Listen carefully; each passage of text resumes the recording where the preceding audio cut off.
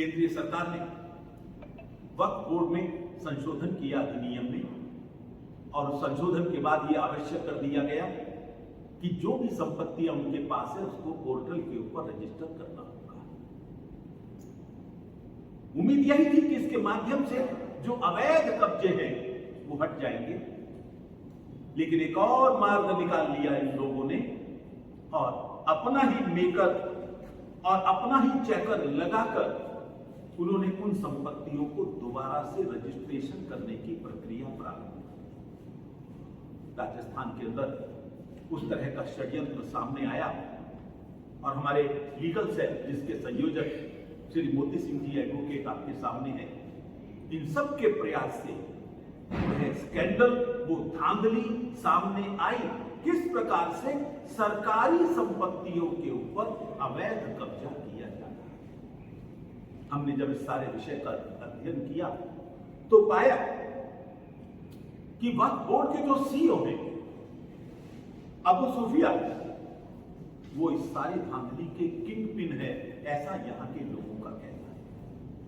हमारा राजस्थान सरकार से निवेदन है, उनसे अपील है, 16 साल से ये व्यक्ति वहां बैठा हुआ है, तुरंत इसको उस पद से मुक्त किया जाए और उस वक्फ बोर्ड के अंदर जो मुलाजिम इस प्रकार के षड्यंत्रों में उनका साथ दे रहे हैं, सारे के सारे मुस्लिम ही तो हैं, जबकि वक्फ बोर्ड की संपत्ति पूरे देश की संपत्ति है वास्तव में।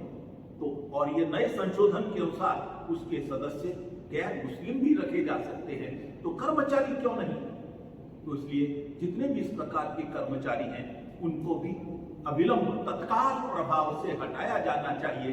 ये विश्व हिंदू परिषद की मांग है। हमारी मांग है इस सारी धांधली की जांच होनी चाहिए। किस प्रकार का षड्यंत्र कानून को धोखा देने के लिए कानूनी रास्ते से इन्होंने निकालने का प्रयास किया है, ये अक्षम्य अपराध है।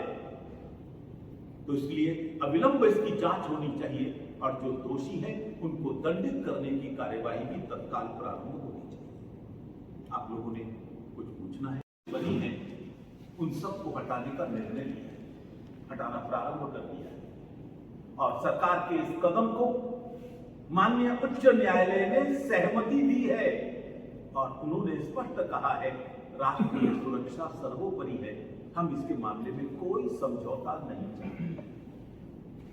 एक बहुत बड़ा प्रश्न हमेशा से सुरक्षा बलों के सामने रहता है, क्यों सीमाओं के नजदीक मदरसे बनाए जाते हैं, क्यों सीमाओं के नजदीक नई नई मजारें खड़ी हो जाती हैं।